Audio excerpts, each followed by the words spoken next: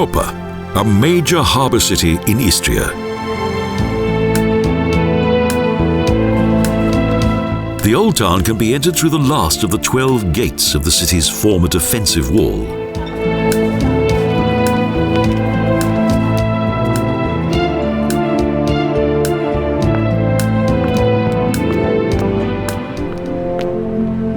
A stone coat of arms, various reliefs and inscriptions highlight the long history of the city, which is located on the Slovenian Riviera.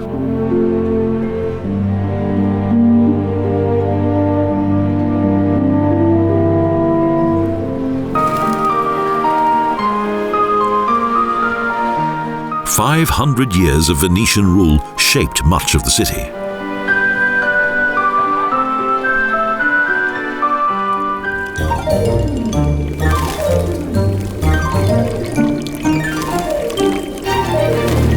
And architecture, such as the Fontana da Ponte, is an indication of the city's prosperous and glorious past.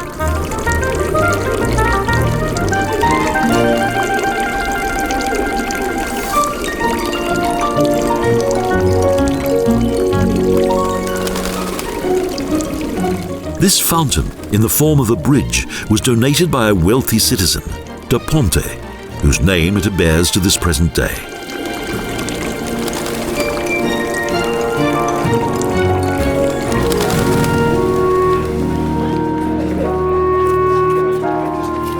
Travelling to the centre of the old town, the narrow streets, buildings and fine palaces were witness to the city's turbulent history.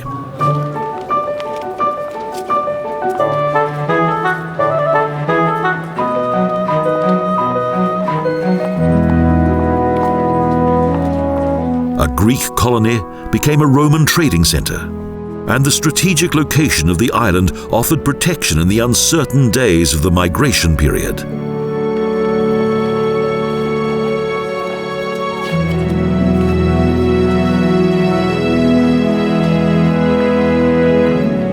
Then Slavs settled here, and finally, under the protection of the Venetian Serenissima, the city reached its zenith.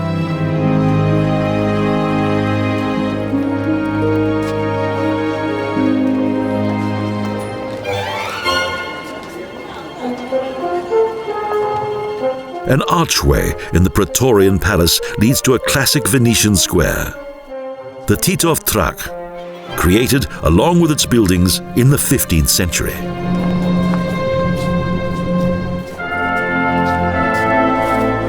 It contains several palaces that were formerly government buildings.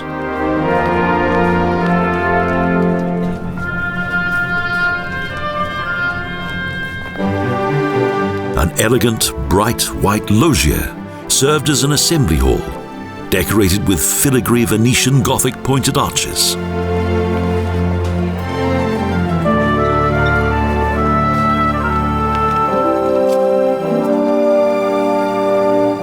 It was a time of successful merchants and captains who proudly displayed the Lion of Venice and various city arms on the facade.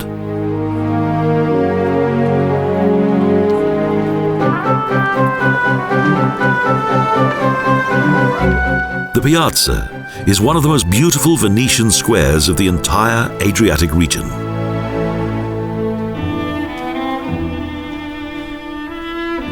The cathedral, which frames the square, has numerous architectural styles, and its well-furnished interior features the city's patron saint.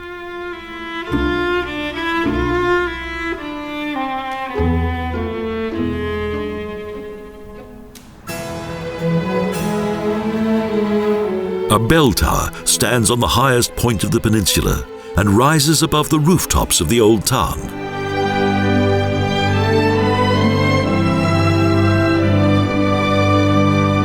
From here there's a fine view of the city and the roads that lead to the piazza, with many buildings crowded together which served as additional defense.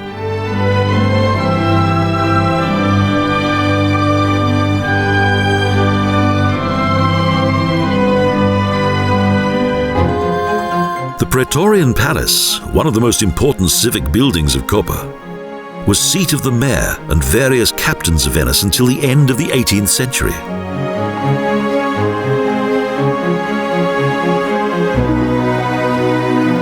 Again, a coat of arms and the Venetian lion adorn the Gothic building, along with later Renaissance elements.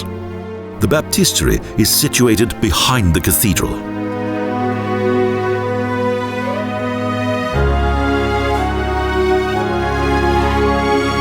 In its heyday, the city boomed with wine, oil, salt, and fish, and many traders and craftsmen from Italy settled here.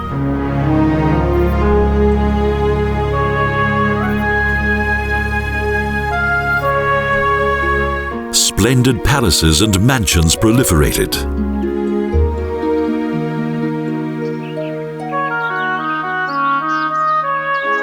Brollo, an area just beyond the center of the city, served as a collecting basin for rainwater, which was drawn by 2 wells from a cistern below.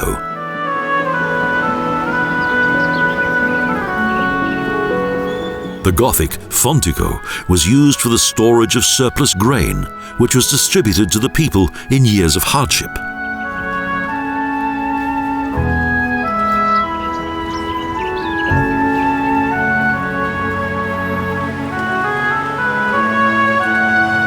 From here, wide roads lead east down to the old port, with imposing captains' buildings.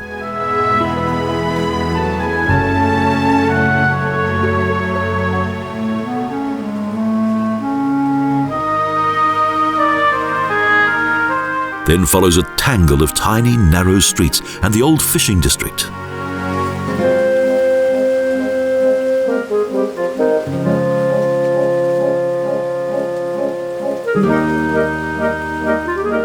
The city's fishermen lived in tall, constricted stone houses. The living area was on the 1st and 2nd floors, with the downstairs used for repairs and storage.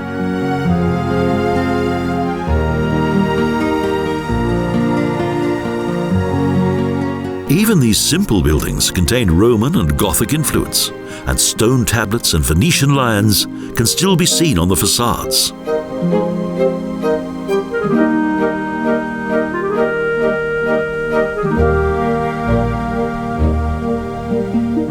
Today, modern port facilities do not allow for the centuries-old fishing access to the sea.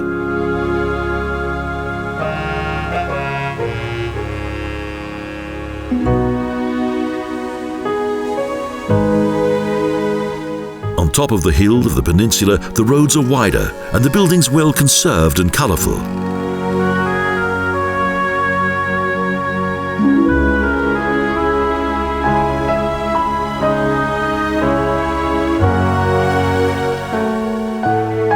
From the main square, an old road leads west directly down to the port, passing the Palazzo Belgramone Taco and a museum.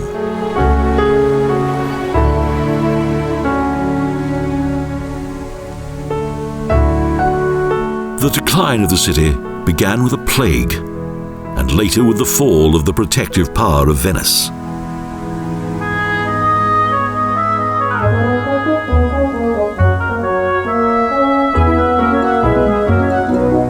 The memories of great times remain, and the city's streets and squares also recall famous painters such as Carpaccio, as well as victorious battles.